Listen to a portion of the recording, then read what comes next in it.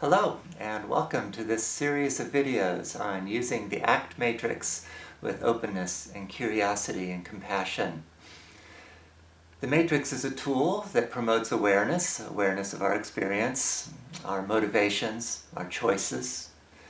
The matrix was originally conceived by Dr. Kevin Polk for use in acceptance and commitment therapy.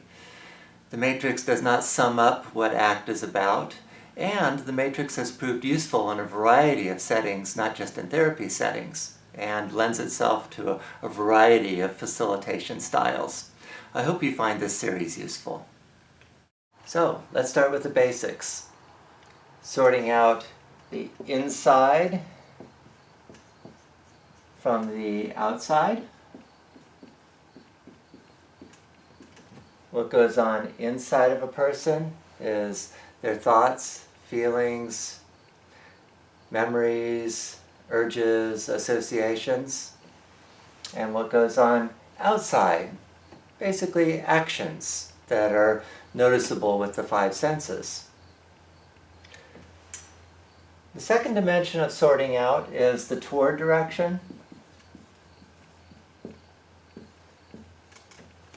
Moving toward valued living.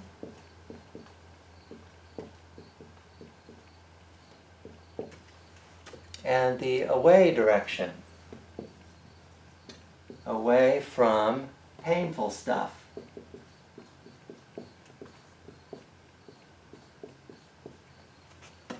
So with the overlap of these two dimensions, outside, inside, toward, away, we're going to look at the intersections.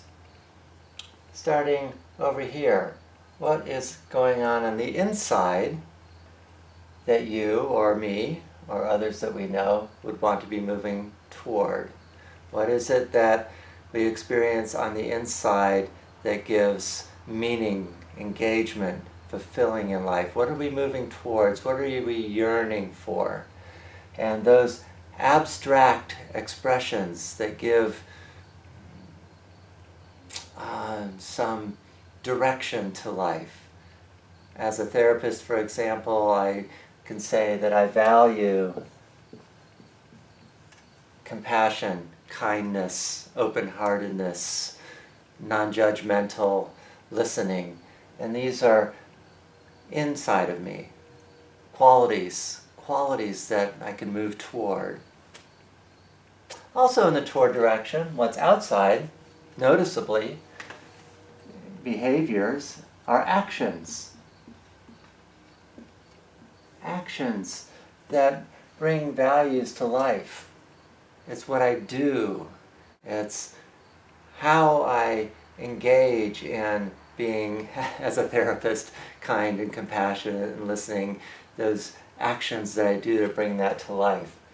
So we have the toward direction, what goes on inside, those abstract qualities that we're moving toward, and the actions, and the relationship between the actions that are meaningful, moving towards valued living, whether it's moving towards how you care about family or career or creativity or health or well-being, those life domains that are enriching, and how we go about that, the quality that we bring to those activities.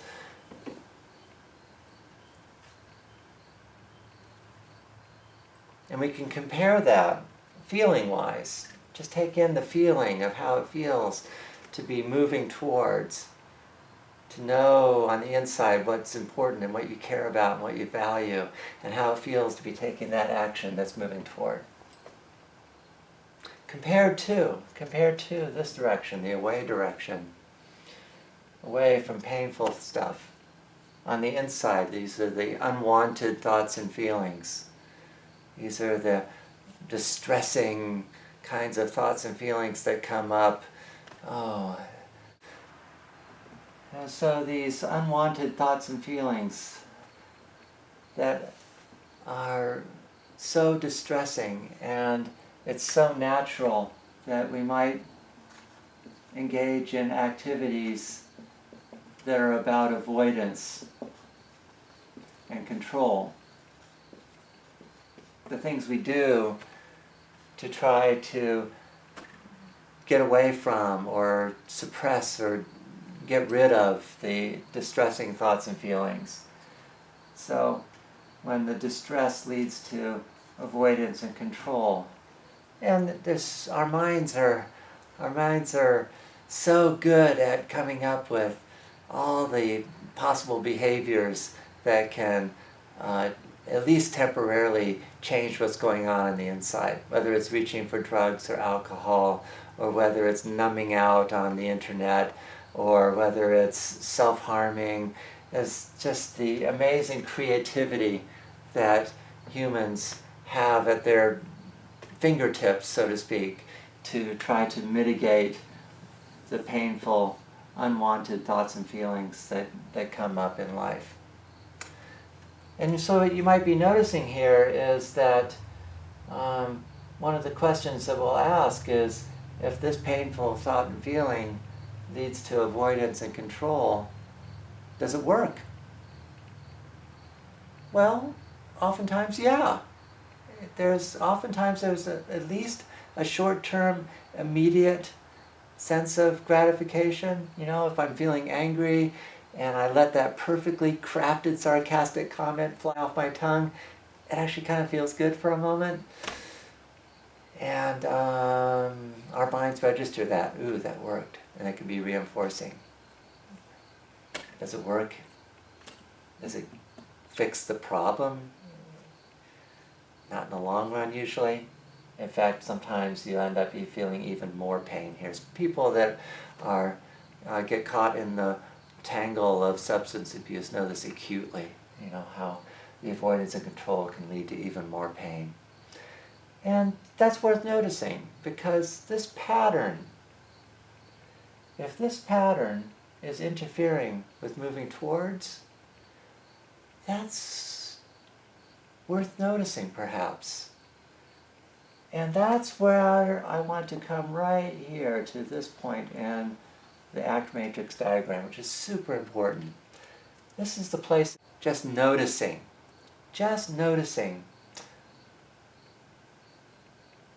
Stepping back from the contents of this experience to take in the patterns of things with openness, with curiosity, with compassion. Because this is a very natural place to get stuck in. And if self-criticism is coming up, let's put that down here in the suffering corner. And step back with openness and curiosity and compassion and just noticing.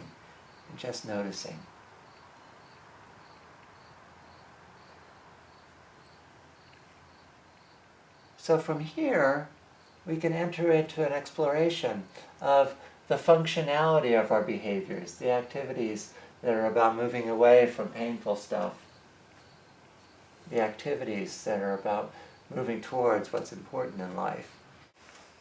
In the second video of this series, I'll go into some detail on the practical use of the ACT matrix to shift out of the stuck patterns and into more fulfilling patterns of living. Before doing that, I want to say some more about values, especially since that word has so many connotations. I'll try to be precise about how we use the word values in acceptance and commitment therapy.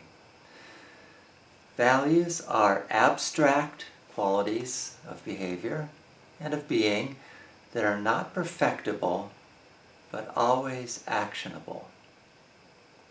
For example, as a teacher, I value clarity of expression. I'll never be a perfectly clear communicator. That's aspirational.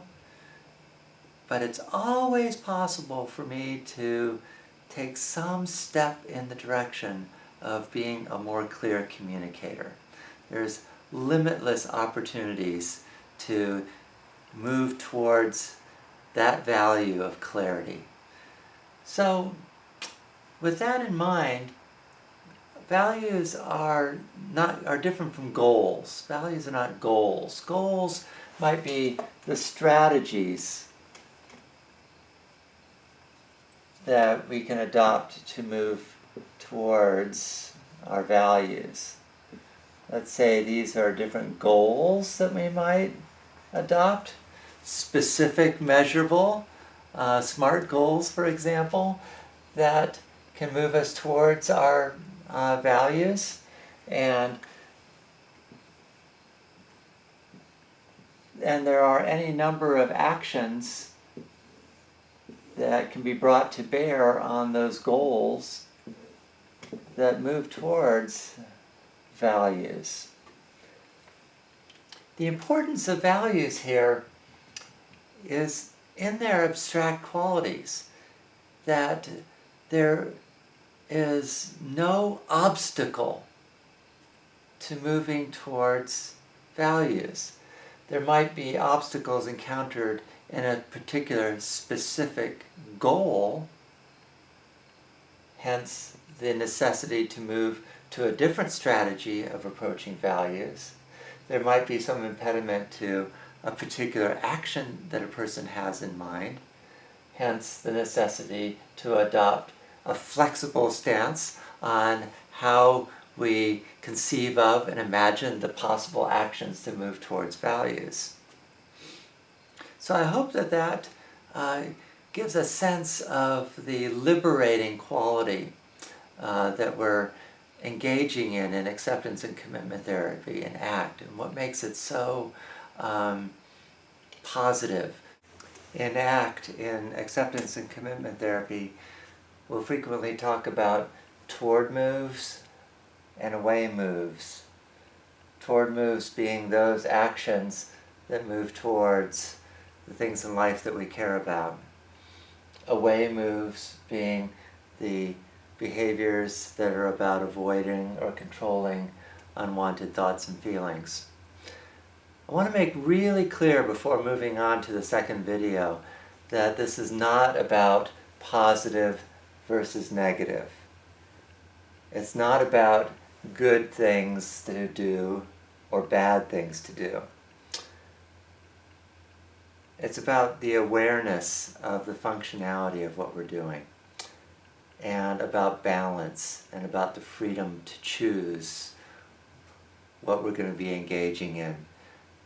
So that if we're choosing to act towards what we care about, choosing a toward move, to have that awareness. And if we're choosing an away move, that we're conscious of what that's about. And sometimes away moves are fine, in fact even necessary. You know, if the shower is scalding, add some cold water. You know, it's an away move, away from pain. Yeah, that's a good thing sometimes. If somebody's screaming at you in a fit of road rage, maybe kind of a gentle exit from the scene is fine. It's an away move.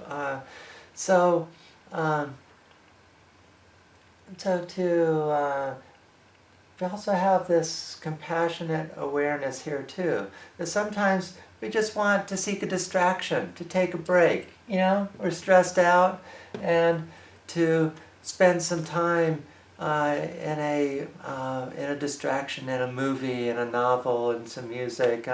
Why not? If the question is what's the pattern? What's the overall pattern? If the pattern gets to where it's interfering with moving toward, that's worth noticing.